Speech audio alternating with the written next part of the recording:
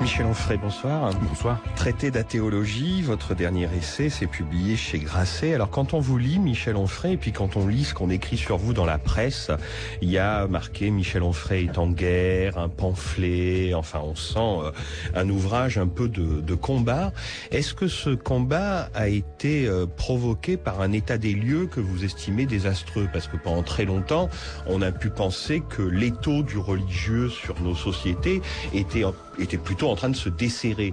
Or vous, votre constat, c'est que, en fait, il ne s'est pas desserré? Oui, enfin, moi je suis pas d'accord avec l'idée d'un pamphlet. On appelle toujours pamphlet la pensée des autres quand elle est claire. C'est toujours, on a 10 pamphlets par exemple pour qualifier le livre de Pierre Bourdieu sur la télévision. Moi j'ai trouvé que c'était pas un pamphlet du tout, c'est une analyse. Alors souvent le pamphlet c'est l'analyse dangereuse, c'est l'analyse qui gêne, c'est l'analyse qu'on n'attend pas habituellement. Souvent un de mes livres, le prochain livre est toujours contenu dans une phrase du livre que je viens de faire paraître. Et dans Féeries anatomiques, j'avais dit effectivement que le christianisme était présent, quoi qu'on en dise, parce que dans les hôpitaux, on avait une lecture chrétienne du corps, et que sur les terrains qui concernaient la bioéthique, sur le génie génétique, sur toutes ces questions-là, on était encore chrétien. Et sur un plateau de télé, j'ai fait savoir qu'il y avait effectivement un empire chrétien, encore une emprise chrétienne. Ça m'a valu 2 ou 3 contradicteurs sur le plateau, et surtout des mails assez agressifs, de chrétiens en l'occurrence, et puis un entretien dans La Vie catholique, qui ne s'appelle plus catholique, ils ont honte, donc ils appellent ça La Vie, et ils faisaient de moi le maître à penser, c'était beaucoup d'honneur, des néo-païens, de Bruno Maigret, des raéliens, et des quelques autres. J'aurais été chatouilleux, sourcilleux, ça méritait le procès, mais enfin ça m'intéressait pas. Et je me suis dit, je pense vraiment qu'il est temps de dire qu'on est athée quand on l'est, parce que ça suffit.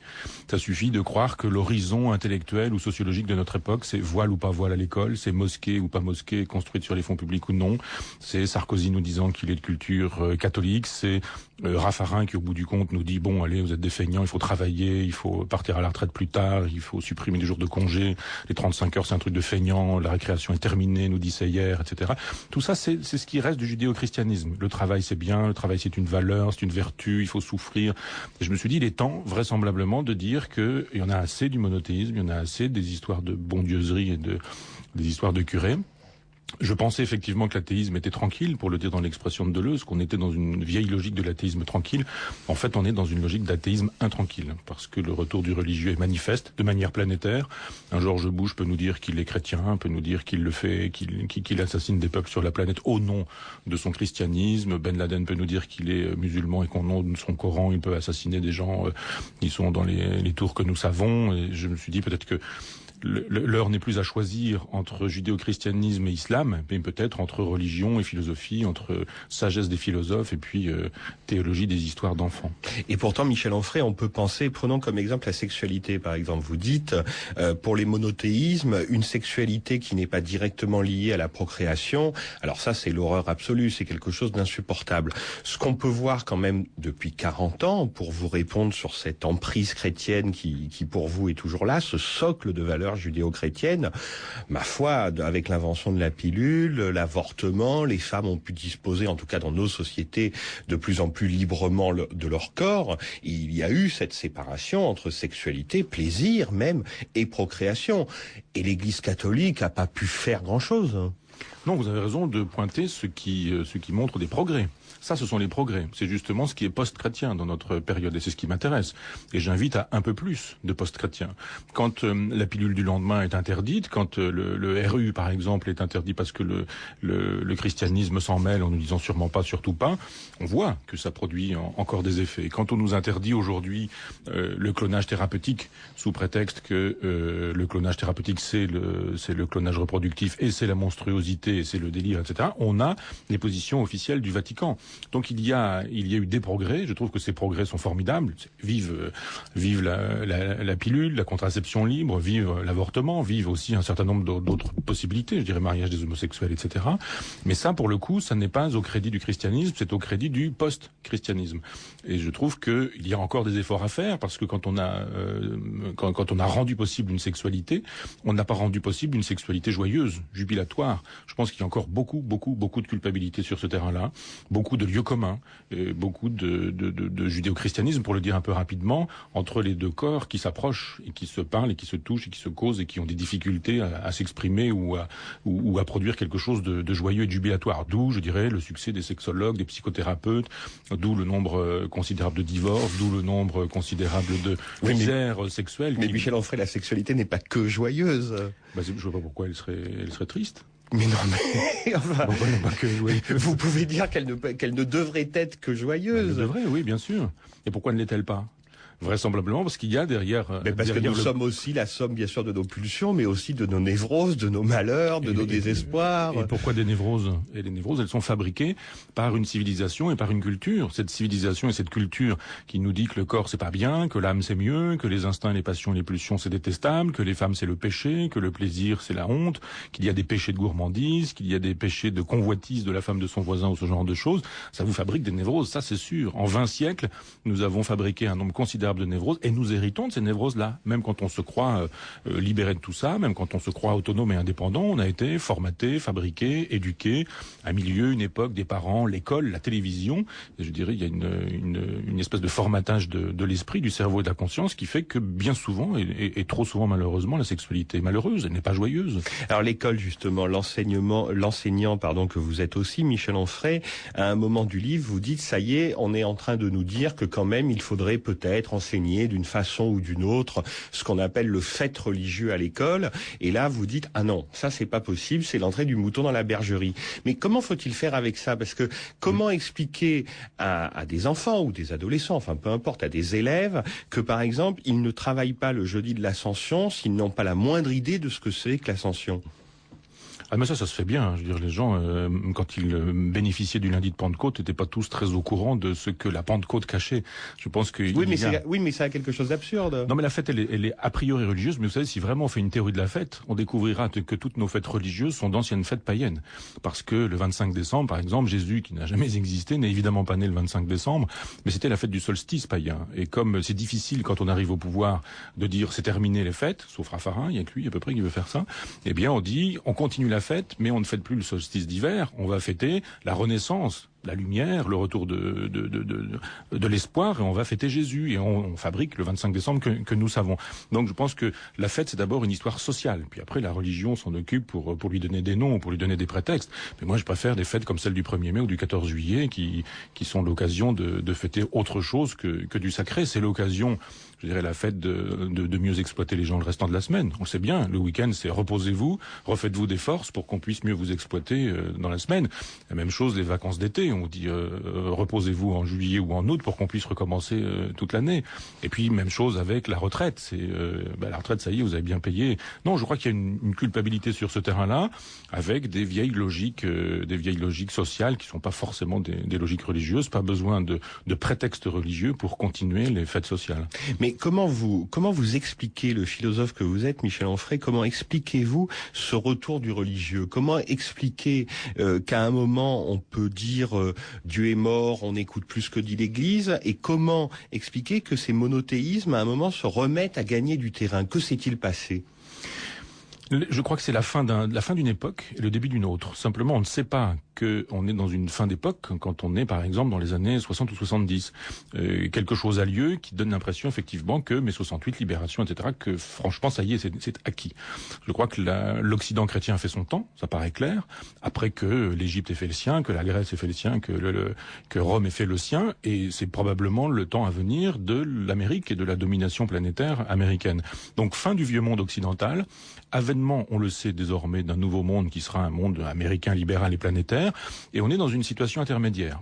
C'est pas encore terminé, c'est pas encore commencé, c'est un peu terminé, c'est un petit peu commencé, et je crois qu'on est dans un âge d'angoisse. Dodds avait parlé de l'âge d'angoisse au 2 ou 3e siècle après Jésus-Christ, fin du monde païen, avènement du monde chrétien, ça ressemble étrangement à ça. Bas empire, je dirais, on est dans une période de bas empire, avec les monarques qui ressemblent à des empereurs décadents, ou à un personnel politique qui ressemble au personnel politique décadent. Oui, mais le monde s'est agrandi. Oui, mais le schéma reste le même, et l'angoisse reste la même, donc tout est prêt pour l'Irak. l'irrationnel. Tout est prêt pour l'irrationnel. La preuve, le christianisme qui a fonctionné pendant 20 siècles.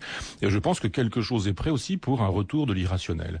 Et il est du devoir, je dirais, d'un philosophe qui se respecte, parce qu'il y a des philosophes qui, eux, se mettent à genoux et travaillent au confessionnal et sur le prix de Dieu. Mais tout philosophe qui se respecte devrait reprendre le flambeau des Lumières en disant stop, quoi. Si vraiment on doit refaire quelque chose, faisons des valeurs post-chrétiennes, celles dont vous parliez tout à l'heure, avortement, contraception, enfin ce genre de choses, qui sont des occasions de nouvelles valeurs, de nouvelles éthiques, de nouvelles morales, ce à quoi j'aspire.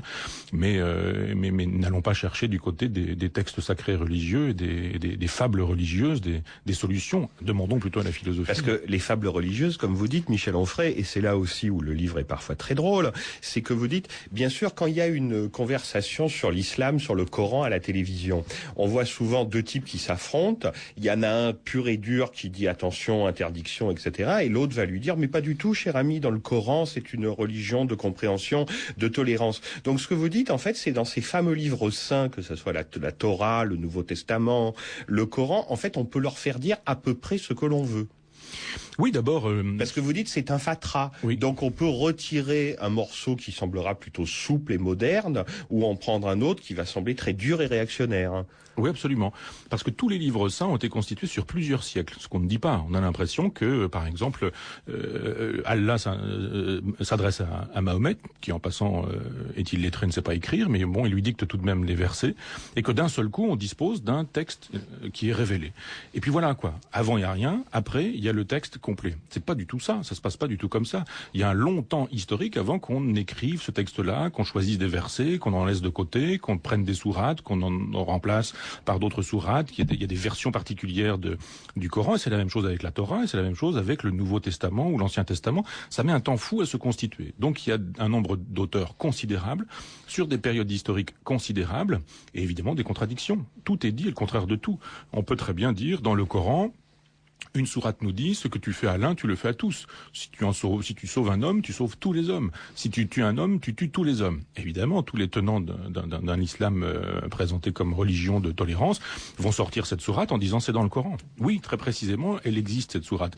Mais on nous dit aussi par ailleurs que les femmes n'existent pas, qu'on peut assassiner les gens de la religion du livre et qu'on peut encore mieux assassiner les infidèles et les païens. On nous dit que les que les juifs sont à exterminer en priorité. C'est quand même aussi dans le texte. Alors qu'est-ce qu'on fait de ces contradictions? Bien sûr qu'on peut prélever, mais fondamentalement, je dis bien fondamentalement, le Coran contredit la totalité des options des Lumières ou la totalité des options démocratiques ou républicaines. C'est inégalitaire, c'est-à-dire l'égalité, ça n'est pas du tout à l'origine du Coran. C'est même, il y a l'Umma, c'est-à-dire l'assemblée des musulmans et les autres. Donc c'est très inégal. Il y a les hommes et les femmes, c'est très inégal aussi. Les hommes ont des droits et les femmes n'ont pas les mêmes droits. Ça n'est pas la fraternité, ça n'est pas le but non plus, puisqu'il y a donc ces communautés qui sont montées les unes contre les autres. La liberté, n'en parlons pas. La liberté, elle n'existe pas. Il faut se contraindre et se soumettre. L'islam, c'est la religion de la soumission. Le musulman, c'est le soumis. Donc, je crois que c'est difficile de composer avec des textes qui fondamentalement disent non à la liberté, à l'égalité, à la fraternité, plus à toutes les valeurs qui font notre modernité. Je veux dire, le féminisme aujourd'hui, l'option libertaire, enfin, et vous prenez les autres textes sacrés, c'est la même chose. C'est pas avec la Torah que les femmes vont pouvoir s'émanciper. C'est pas non plus avec les écrits de Saint Paul que les femmes vont pouvoir trouver leur compte non plus. Il y a ce fond misogyne, ce fond de haine du corps qui se trouve dans les textes sacrés. Ça c'est la haine du corps. Et puis vous dites aussi, il y a quelque chose qui est absolument commun, c'est la haine du savoir et c'est la haine de la connaissance. Alors quand on lit ça, on se dit mais enfin quand même notre civilisation intellectuelle, Saint Augustin, il y a eu des grands savants catholiques, même des pères de l'Église. Est-ce que vous pensez que ça c'est un socle fondamental, haine du savoir, haine de la connaissance? En ce qui concerne le christianisme, ça paraît très clair. Si vous faites une histoire des rapports entre la science et l'Église, c'est monstrueux pour l'Église. C'est monstrueux. Dès que quelque chose a été découvert, dès que quelque chose de vrai a été découvert, l'Église a interdit, n'a pas rendu possible. Quand vous dites des savants chrétiens, j'en connais pas beaucoup. Tous les savants qui ont pu être chrétiens et qui ont proposé ils en sont morts. Telle ou telle chose, ça leur a coûté cher. On leur aura interdit. Alors évidemment, c'est difficile aujourd'hui de dire que la Terre est plate et qu'elle est au centre du monde et que le Soleil tourne autour. Donc, vous rappelez par exemple que Giordano Bruno était un père dominicain, non? Oui. Il en est mort. pas d'être père dominicain. Non, mais de ces théories. Mais d'avoir effectivement dit que la planète était une espèce de grand être vivant. Galilée, quand il nous dit, on connaît l'histoire, que la Terre est ronde, qu'elle tourne sur elle-même et autour du Soleil, c'est la théorie de l'héliocentrisme. L'Église dit surtout pas. Et l'Église s'est trompée sur tout. Elle s'est trompée sur Lamarck, elle s'est trompée sur Darwin, elle s'est trompée sur Galilée, elle s'est trompée sur Freud, elle s'est trompée sur le génie génétique aujourd'hui. Enfin, il y a un nombre considérable d'erreurs qui sont à mettre au compte de l'Église, qui est passée à côté de la science. La Bible, c'est le livre. Le livre, ça veut dire pas besoin d'en avoir 36, pas besoin d'une bibliothèque, le livre suffit. Pas besoin d'aller chercher dans la science la vérité, dans la réalité, c'est dans le livre. Pas besoin d'aller savoir si la Terre elle est ronde ou si elle tourne autour du Soleil. Donc puisqu'on dit le livre, finalement, ça exclut les livres. Ça exclut les livres, les autres livres. Absolument. La preuve, c'est que quand vous prenez l'index, le fameux index qui est le livre des livres interdits, et que vous ne prenez que les philosophes, vous vous apercevez que pratiquement tout le monde s'y trouve. Descartes s'y trouve, Pascal s'y trouve, Rousseau s'y trouve, évidemment Voltaire, Diderot et quelques autres, jusqu'à Sartre qui s'y trouve, Bergson qui s'y trouve, Freud qui s'y trouve, Adolf Hitler ne s'y trouve pas. Information intéressante, Hitler n'est pas un index, mais je dirais tous les gens qui ont avancé des idées un peu modernes se sont trouvés un jour ou l'autre condamnés, interdits de lecture et prohibés. Erasme est interdit de lecture, c'est sidérant, Erasme à l'index. Donc la démonstration me paraît faite. Je dirais, on n'a pas beaucoup dans le christianisme aimé les livres, la sagesse, le savoir, et on a célébré que les livres qui disaient du bien du livre, du seul livre. On va vous retrouver tout de suite Michel Onfray pour ce livre Traité d'athéologie publié chez Grasset. Alex Kiachka, l'homme du moment. Nous sommes avec Michel Onfray pour parler de son dernier livre, Traité d'athéologie, c'est publié chez Grasset. Alors Michel Onfray nous a expliqué qu'il récusait le terme de pamphlet. Enfin, il s'agit quand même d'un athéisme de combat, hein. Ça, je pense qu'on peut le dire. Et alors, évidemment, vous vous en prenez à tout le monde, aux trois monothéismes, vous cognez pas mal. Et alors, je ne sais pas si c'est destiné à choquer, mais il y a un raisonnement, par exemple, dans la haine du corps, donc que professent ces religions. Vous dites, les Occidentaux prennent des airs absolument scandalisés, horrifiés, effarouchés quand on parle de l'excision des petites filles. Mais après tout, est-ce que le judaïsme, comme l'islam, est-ce que le mot d'ordre n'est pas sus au prépuce? Oui, selon l'expression qui convient évidemment. Ben oui, alors d'abord c'est une idée que je n'avais pas avant d'écrire ce texte-là. J'étais à peu près comme tout le monde en pensant que l'excision n'était pas défendable, mais la circoncision, oui, bien sûr pourquoi. Et puis j'ai lu le texte d'une philosophe canadienne, Margaret Somerville, qui fait une très belle analyse de cette question-là, parce qu'il y a beaucoup de circoncisions pour des raisons dites hygiéniques, indépendamment des raisons religieuses en Amérique du Nord, où on circoncie à tour de bras, si je puis me permettre l'expression, et elle intervient sur ce sujet-là en disant c'est une mutilation, comme les autres. L'idée d'intervenir physiologiquement sur le corps de quelqu'un. On n'en meurt pas et on n'en souffre pas toute sa vie. Non, mais c'est pas ça fait une nuance avec l'excision quand même. On vous dira exactement la même chose en disant qu'on n'en meurt pas. Et puis qui vous dit qu'on souffre d'être excisé. On peut aussi faire fonctionner on peut faire fonctionner le raisonnement comme ça, parce que quand on a perdu son prépuce, on ne sait pas ce que ça veut dire qu'avoir un prépuce. Et les personnes qui ont donc un gland kératinisé, puisque c'est comme ça qu'on dit, c'est-à-dire moins sensible, ne peuvent pas savoir la différence qu'il y a avec un gland sensible. Il faudrait avoir les deux. Il faudrait avoir été circoncis tardivement, avoir pu expérimenter les deux. Il y a cette idée effectivement que on mutile un corps, parce que mutiler, c'est intervenir chirurgicalement sans raison médicale. C'est la définition du droit. Donc on enlève une partie du corps qui n'est pas malade, et ça n'est pas pour le bien physique ou physiologique, ça n'est pas pour recouvrer une santé perdue que le geste chirurgical est effectué. Je me dis, mais cette philosophe a raison. Elle a effectivement raison, et puis elle donne des détails techniques sur cette partie du corps extrêmement innervée, et c'est en allant chercher des réflexions sur cette question de la circoncision. Pourquoi ? Que je me suis dit, mais finalement, effectivement, c'est le pendant de l'excision des jeunes filles ou des petites filles. Et si vous prenez les histoires des mœurs, par exemple, l'histoire des mœurs en Pléiade, eh bien, vous trouverez un long chapitre sur la technique des marquages du corps, et l'excision à son chapitre, et la circoncision aussi. Donc pourquoi est-ce qu'on ne peut pas aborder cette question-là en ethnologue, en anthropologue, voire en philosophe du corps, c'est que j'essaie d'être, en disant, mais à quoi ça rime ? Et pourquoi faire ? Et question naïve, est-ce que la circoncision ne date pas d'avant les monothéismes. Si, bien sûr. Non, mais je ne dis pas que le monothéisme a inventé ça. Je dis simplement que c'est justement pour faire la démonstration que je n'ai rien contre la circoncision juive ou la circoncision musulmane. C'est la circoncision. La circoncision, pour des raisons hygiéniques en Amérique du Nord, me fait le même effet. Et une telle levée de bouclier que la pauvre Margaret Somerville a été obligée de dire que bon, elle revenait sur ses positions et que bon, pour des raisons religieuses, c'était tout à fait défendable, mais pas pour des raisons qui ne soient pas religieuses. Bon, faut être clair. Si ça n'est pas défendable, ça ne l'est pas du tout. Et je pense qu'on peut être juif ou musulman sans avoir besoin de ça. Ça me paraît pas là que les choses se font. Pour le coup, je donnerais raison à saint Paul. Il faut une circoncision du cœur. Et si vraiment la question doit se poser du signe d'alliance, on n'a pas besoin d'un marquage corporel mutilant. En fait, ce qui sous-tend aussi tout ce livre et tout ce raisonnement, Michel Onfray, c'est que vous expliquez, vous racontez comment les hommes inventent ce que vous considérez être comme des fictions, des affabulations, petit à petit, pour finalement supporter le réel, mais surtout en fait ne pas voir le réel, se cacher le réel et ne pas voir la mort et supporter l'idée de la mort. Mais vous dites, en fait, là où les choses se retournent, c'est que ces religions, en fait, appartiennent au désir de mort. Nous sommes dans la pulsion de mort.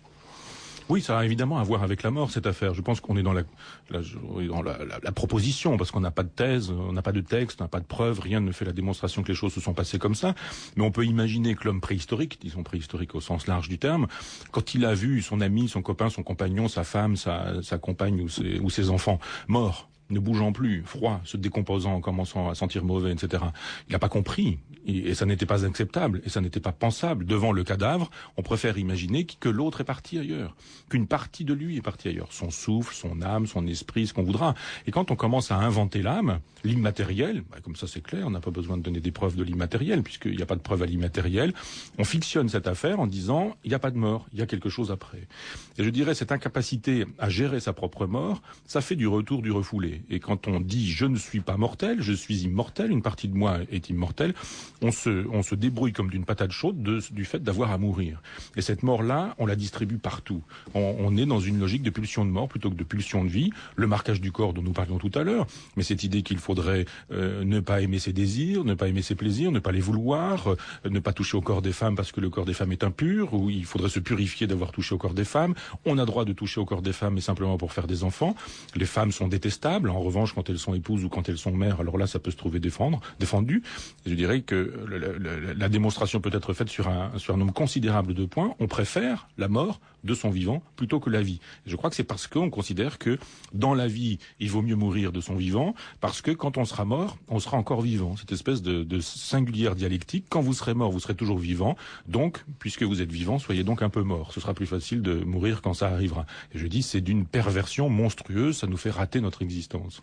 Alors, ce livre est aussi un livre d'histoire et vous racontez comment, en particulier en Occident, à un moment, la religion chrétienne est devenue un socle politique, un socle de pouvoir. Est-ce que vous pensez que tout monothéisme est d'essence totalitaire? C'est-à-dire qu'on le laisse pas forcément faire, il peut perdre des oripeaux, mais s'il s'écoutait, si on l'écoutait, il serait totalitaire, c'est-à-dire rien en dehors de lui. Il l'a toujours été quand il a eu le pouvoir. Ça, c'est clair que quand le pouvoir est devenu monothéiste, ou quand le monothéisme est arrivé au pouvoir, je songe à Constantin, qui lui dit, voilà, moi je me convertis, je deviens chrétien, et l'Empire va devenir chrétien avec moi. Et pour le coup, je m'appuie sur Henri-Irénée Marrou, qui est un historien chrétien, qui lui dit, l'Empire chrétien, c'est le premier empire totalitaire qui soit. C'est un historien chrétien qui le dit.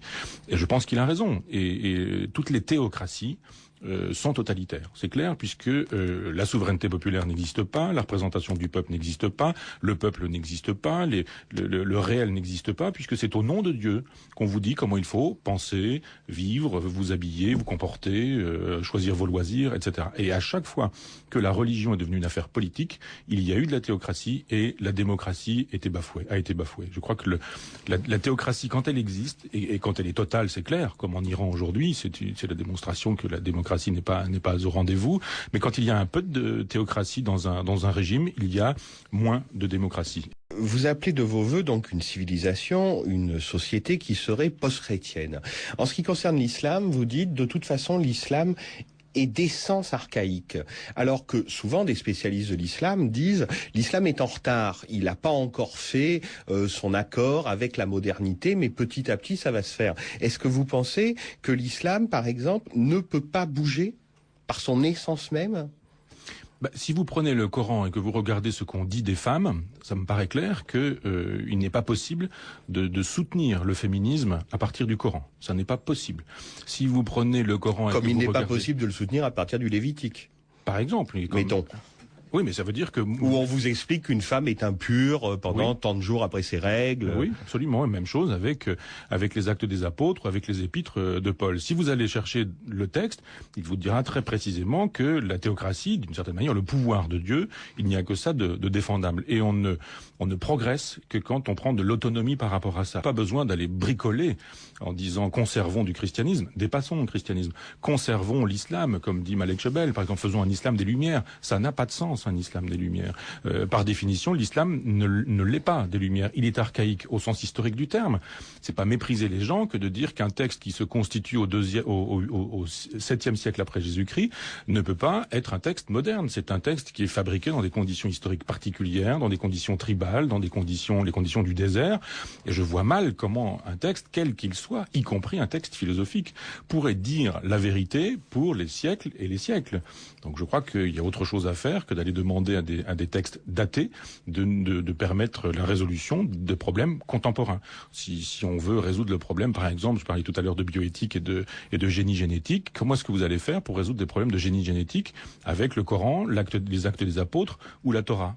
À l'évidence, c'est pas possible. Ce qui ne veut pas dire que dans les domaines du génie génétique ou de la bioéthique, Michel Onfray, il faut faire absolument n'importe quoi. Donc ça veut dire qu'une morale matérialiste qui se séparerait définitivement de ces religions est à inventer, surtout face à ces problèmes. Bien sûr, j'ai fait un livre pour ça, pour dire effectivement que l'alternative c'était pas tout ou rien, c'était pas n'importe quoi ou ne rien faire, et que on posait souvent le problème comme ça, en disant le génie génétique c'est immanquablement la monstruosité, le meilleur des mondes, Aldous Huxley, la monstruosité.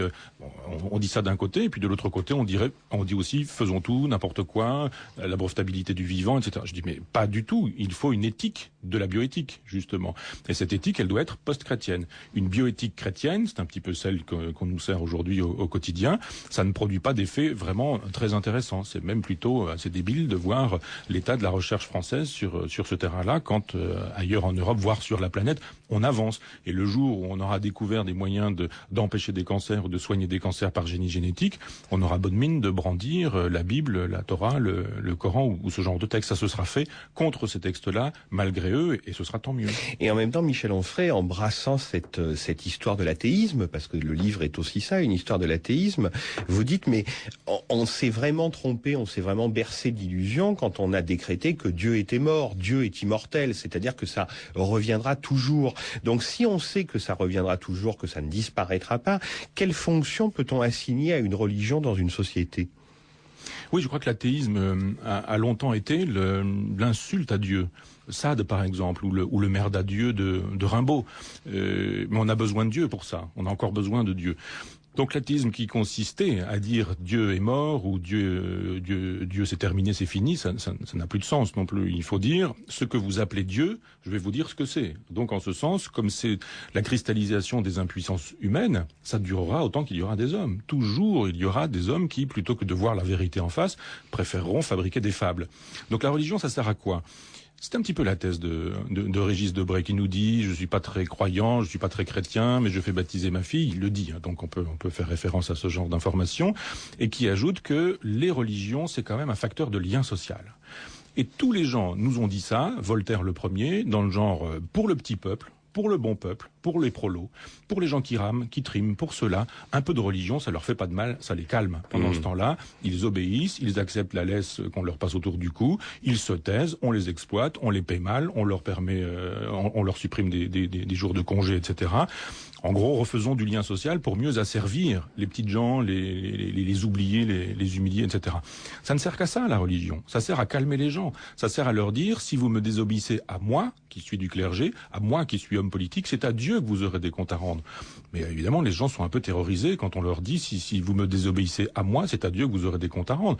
Donc moi, je pense qu'il faut arrêter cette option élitiste ou élitaire qui consiste à dire, nous les intellectuels, on peut bien être athées parce qu'on est capable de se fabriquer des morales alternatives, mais pour le petit peuple, continuons avec la religion. Non, je pense qu'on peut donner de la philosophie au plus grand nombre. Et est-ce qu'on peut donner du rituel? Vous le dites vous-même dans votre livre. Vous dites, on parle de société totalement déchristianisée. Tu parles, peut-être que les églises sont vides au moment des messes, et encore, ça se discute, mais alors elles sont pleines pour les enterrements et pour les mariages. Absolument, voilà. Et puis tout le monde se la joue déguisé, avec des costumes pas possibles, des robes blanches, du riz qu'on se balance à la sortie. Mais ce besoin de rituel, on le connaît tous, Michel Onfray. Mais il faut se les inventer. Je suis pour le rituel, c'est-à-dire qu'il m'est arrivé de perdre par exemple, une vieille institutrice que j'aimais beaucoup et qui était communiste. Évidemment, il n'est pas question pour elle de l'enterrer à l'église. Qu'est-ce que ça a donné? Ça a donné qu'à 8 heures du matin, on s'est donné rendez-vous à la morgue et que devant son cercueil ouvert, on est resté une trentaine là à chialer, à se parler, à ne rien faire ou à ne rien dire. Et que donc il n'y avait pas la consolation du rituel de l'enterrement religieux. Non, qu'il n'y avait pas de consolation d'un rituel, point.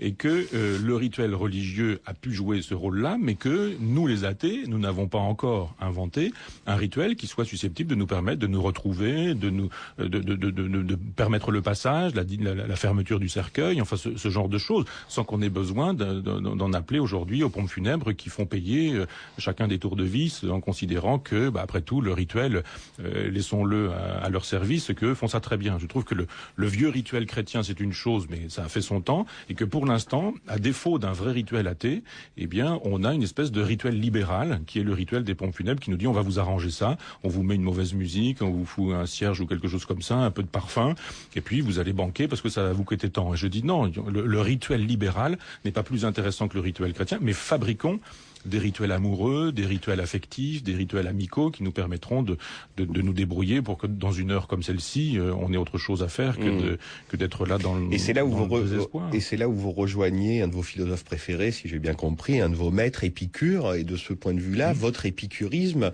est une philosophie non pas facile comme on a trop tendance à le croire, mais une philosophie d'invention et d'exigence. Absolument. Je dis, supprimons les religions, abolissons cette façon d'entretenir les gens dans l'illusion, mais pour autant, ce serait coupable de leur dire maintenant débrouillez-vous sans leur donner de solutions ou d'hypothèses. Et je dis, lisez la lettre à Ménécée d'Épicure. Ça fait 10 pages et vous y trouverez des consolations pour mourir, pour avoir à mourir, pour apprendre à mourir. Des techniques extrêmement simples quand on vous dit mais n'ayez pas peur de la mort parce que tant que vous êtes là, elle n'est pas là et quand vous serez là, elle ne sera plus là. Ça paraît une espèce de jeu verbal et si on intègre vraiment ça, on se dit mais oui, j'ai peur de quelque chose qui est une représentation pour l'instant. Donc je vais pas me pourrir la vie avec une représentation. Le jour où on me dira que c'est fini, il me reste 3 semaines à vivre, alors effectivement je verrai. Plus tous les trucs que nous donne Épicure et qui tiennent le coup encore aujourd'hui. Donc plutôt de la philosophie et de la sagesse parce que les gens sont capables, si on la leur propose, si on leur dit ce qu'ils peuvent trouver chez Épicure, que les fameux rituels religieux dont nous parlions. Merci beaucoup Michel Onfray. Son livre récent s'appelle Traité d'athéologie. Est-ce que c'était sa philosophie originelle qui le mena à cette université de Caen où il propose des idées de bonheur et de plaisir et non pas des idées de mort comme les 3 grandes religions le proposent? Ou est-ce que fondamentalement c'était un homme sans foi ni loi? Alors, dans son traité d'athéologie, donc on le dit dans le journal, le défenseur du matérialisme et de l'hédonisme s'en prend à ces extincteurs de vie que sont à ses yeux les religions. Monsieur Onfray, donc rebonjour. Bonjour. Est-ce que c'est donc à l'origine cette attaque contre les religions qui vous inspirait ou est-ce que c'est votre athéisme profond sur lequel vous vouliez élaborer? Alors moi je suis athée depuis toujours et c'est simplement ces temps-ci que je me suis dit qu'il était temps de le dire ou de le redire parce que ça semblait être nécessaire. Donc c'est parce que j'étais sur un socle athée que j'ai pu écrire effectivement Le Ventre des philosophes et puis une trentaine de livres ensuite pour faire l'éloge de la vie, du vivant, de la matière, du matérialisme, des relations pacifiées entre les hommes, d'une politique libertaire, enfin de toutes ces choses-là. C'était d'une certaine manière le socle. Alors il faudrait commencer par lire ce livre et lire les autres, mais c'est vrai qu'il est, me semble-t-il, d'actualité cet ouvrage parce que le retour des religions n'a jamais été aussi manifeste. Oui, alors je vous poserai la même question que je posais à Serge Billet qui a écrit sur les Noirs dans les camps de concentration, qui a été vendu à 50 000 exemplaires en 1 mois ou 2. Est-ce que vous êtes étonné de l'intérêt que l'on porte à cette idée d'athéologie que vous proposez parce que vous êtes partout en ce moment? Oui, bien sûr que je suis étonné, parce que c'est un ouvrage qu'on m'avait conseillé de ne pas écrire, en me disant qu'il était dangereux, risqué, qu'il valait mieux laisser ça de côté, que c'était explosif, etc. Enfin bon, je dis, mais non, je le pense, on va tout de même pas, d'un côté, avoir de l'admiration pour les gens qui ont fait la résistance française, par exemple, et puis de l'autre côté, s'interdire d'écrire une ligne, parce qu'on pourrait y risquer un peu de sa sécurité ou de sa tranquillité. Donc on est plutôt parti avec mon éditeur sur cette idée que c'était un pari risqué, et puis voilà tout. Et puis d'abord, ça n'est pas un pari risqué, ensuite c'est un véritable succès de librairie, puisqu'effectivement 50 000 exemplaires en 3 semaines, c'est inespéré au sens premier du terme. Alors, avec un courrier abondant de gens me disant enfin on avait besoin d'entendre ce discours d'un athéisme véritable qui nous dit on a assez des curés, des rabbins et des imams, pour le dire un peu rapidement. Qu'est-ce que c'est qu'un athéisme véritable, monsieur Onfray ? Eh bien, ça s'oppose à ce que j'appelle un athéisme chrétien. Et j'entends par athéisme chrétien des pensées comme celle d'André Comte-Sponville, par exemple, qui nous disent je suis athée parce que je ne crois pas en Dieu, mais je reste chrétien. Il appelle ça lui être un athée fidèle, mais je reste chrétien parce que les valeurs du christianisme sont indépassables. Et je considère que le christianisme et l'athéisme chrétien, c'est la même chose, et qu'il nous faut un athéisme athée.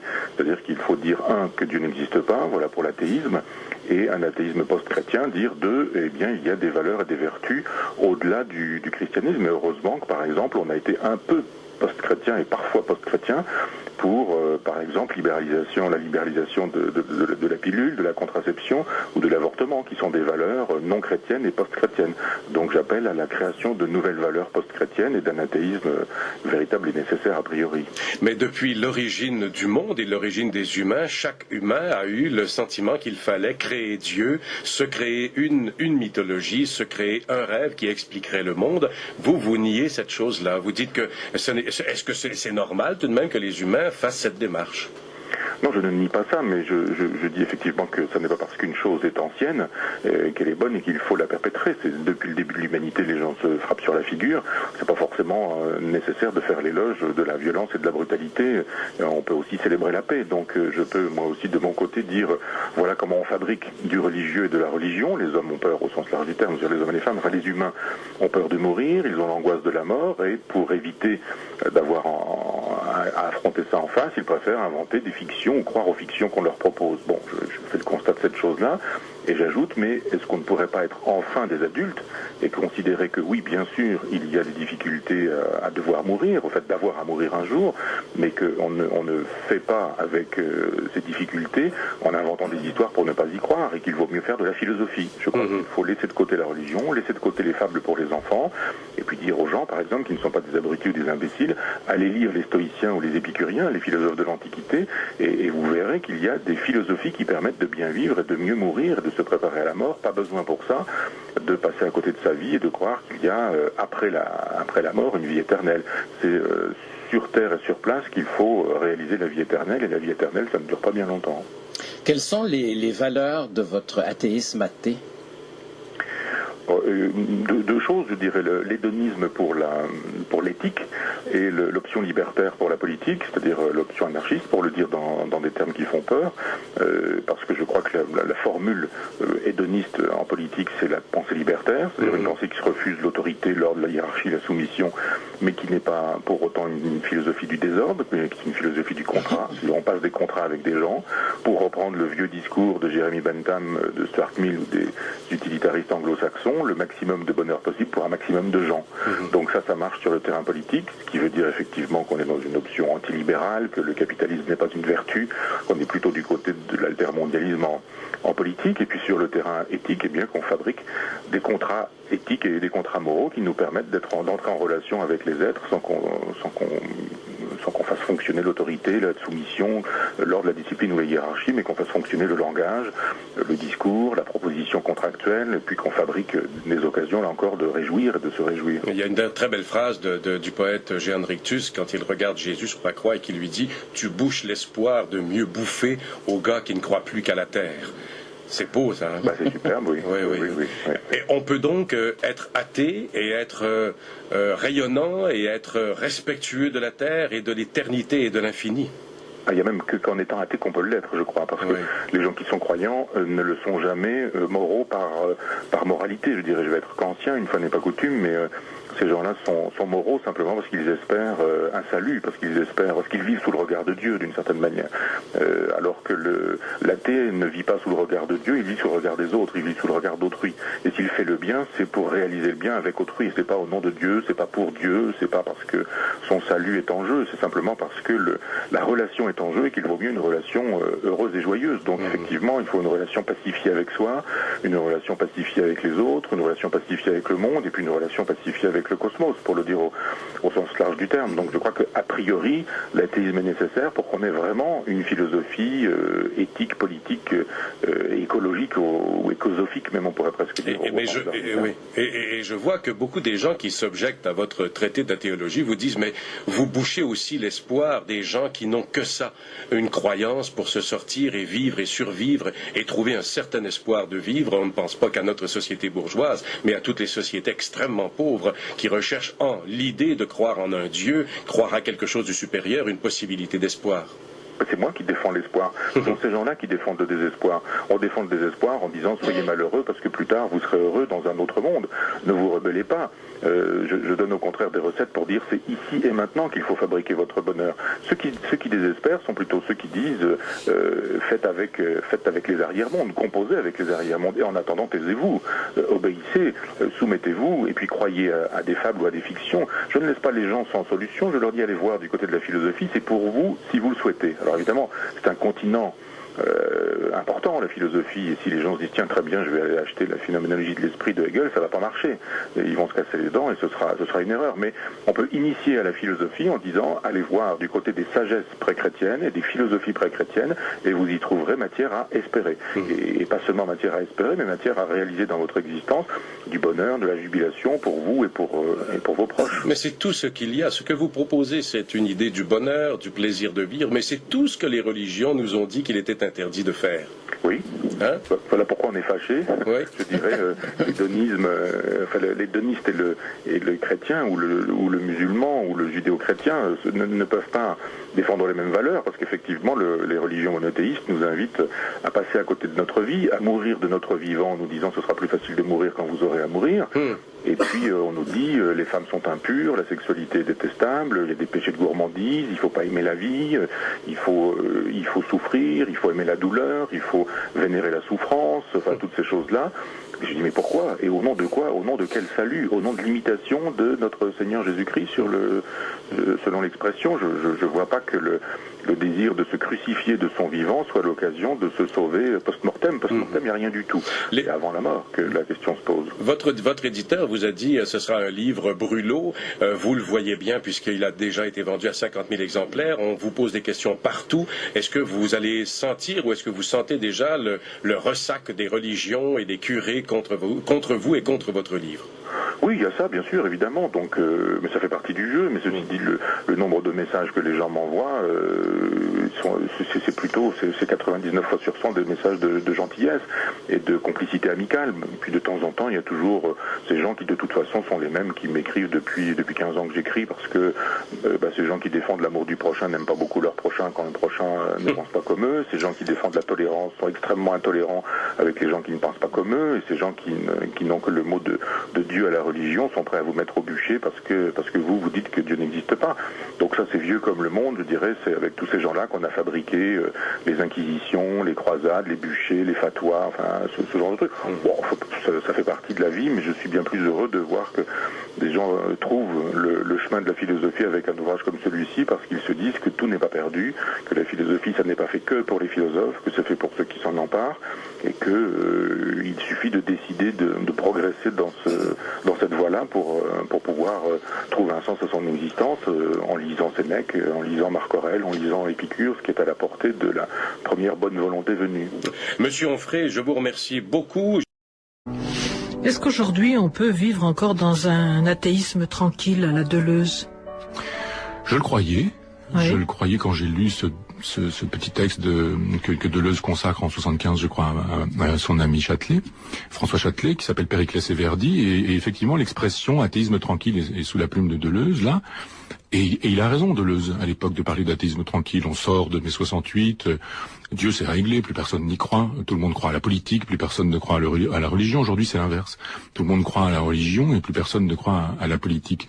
Et le traité d'athéologie que j'ai écrit simplement par colère, comme ça, parce que j'en avais un peu assez, après avoir écrit le Féeries anatomiques, de m'entendre dire que je me trompais d'ennemi, que le christianisme, je tirais sur une ambulance en faisant l'éloge d'une bioéthique qu'il faudrait déchristianiser.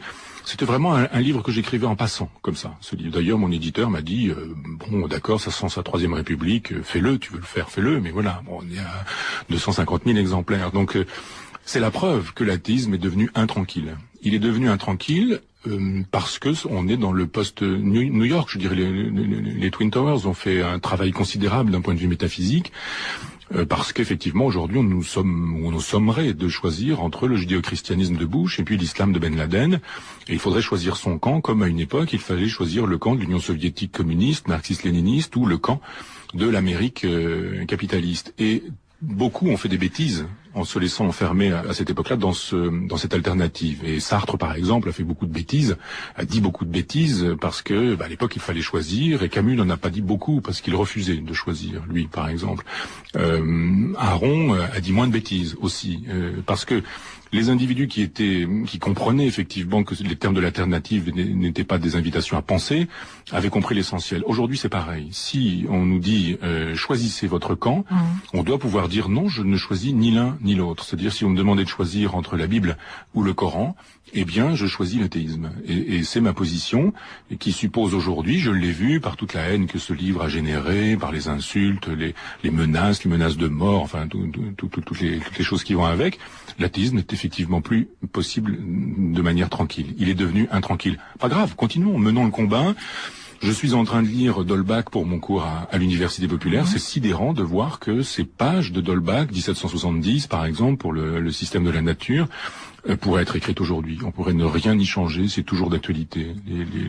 La contagion sacrée, les travaux sur les préjugés, sur la superstition, sur la religion, ça n'a pas changé d'actualité. On est toujours dedans. Donc allons-y, menons encore ce combat, il mérite d'être mené. Alors le combat, il est contre les nouveaux croyants. Le socialisme qui a été dévoyé par le totalitarisme et par le libéralisme.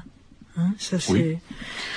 Oui, écoutez, il y a eu de grandes dates un peu catastrophiques dans ces derniers temps. Il y a eu catastrophique, je dirais, la chute du mur de Berlin, c'est pas une date catastrophique, au contraire, mais c'est la démonstration effectivement claire et nette que le marxisme-léninisme c'était une catastrophe, que c'était vraiment une catastrophe. Et puis l'autre date, c'est le revirement de Mitterrand, enfin c'est la énième trahison de Mitterrand qui trahit le socialisme au nom du libéralisme en 83 avec la rigueur, le virage, etc.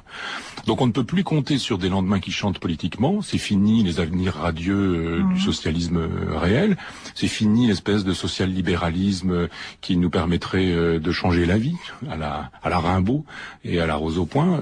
Plus personne ne croit à ça et on se retrouve avec une désaffection du politique, une professionnalisation du politique, un discrédit du politique, le politique mélangé aux affaires, avec le règne de l'argent, le culte de l'argent, enfin toutes ces choses-là partagées par la droite et la gauche gouvernementale.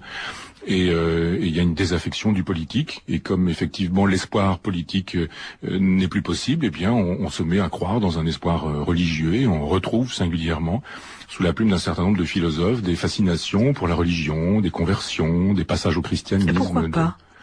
Pourquoi pas, mais bien sûr. Pourquoi pas, chacun sa béquille. L'hédonisme est une solution, est une béquille possible, mais une croyance aussi. Non. Sauf que l'hédonisme n'est pas prosélyte et que jamais l'hédonisme n'a dit aux autres comment ils devaient se comporter et que l'hédoniste il jouit avec les autres. Pas sans eux ni malgré eux quand même. Ça se fait théoriquement et là encore en me lisant on le constate avec le consentement de l'autre, avec le contrat, avec le langage, avec la possibilité de contracter avec un individu libre. Ça fait quand même toute la différence. Si un chrétien veut que je devienne chrétien par contrat, par accord tacite, par effet de langage, ça va, il n'y a pas de problème. On peut encore faire deux ou trois pas ensemble.